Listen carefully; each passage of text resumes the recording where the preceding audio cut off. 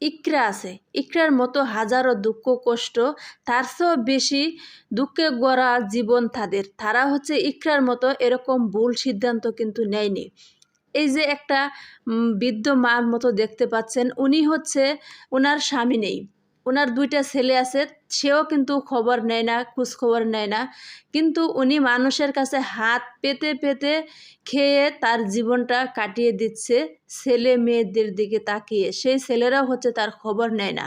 পাশে আর একটা মা দেখতে পাচ্ছেন, উনারও কিন্তু একই অবস্থা, ওনার কিন্তু স্বামী নেই, একটা মেয়ে নিয়ে উনি হচ্ছে মানুষের দরে দরে হাত পেতে ভিক্ষা করে উনি হচ্ছে মেয়ের পাশে দাঁড়িয়ে আছে।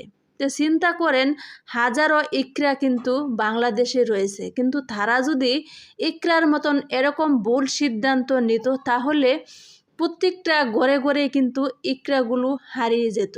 বাংলাদেশে কিন্তু মেয়ে মানুষের অভাব পড়ে যেত যদি ইকরার মতন ভুল সিদ্ধান্ত নিত।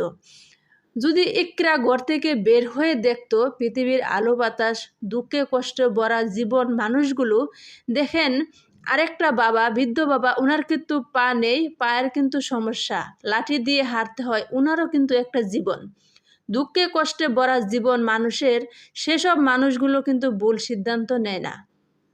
কিন্তু এত সুন্দর একটা সংসার, এত সুন্দর ফুটফুটা ছেলে থুয়ে কিন্তু ভুল সিদ্ধান্ত পা বাড়ালো। আজকে ছেলের কি অবস্থা, কি পরিণতি, ছেলেটার কান্না, মানুষের চোখে পানি চলে আসে। কিন্তু কি আর করব, ভাগ্যের পরিণতি, ছেলেটাকে মেনে নিতেই হলো।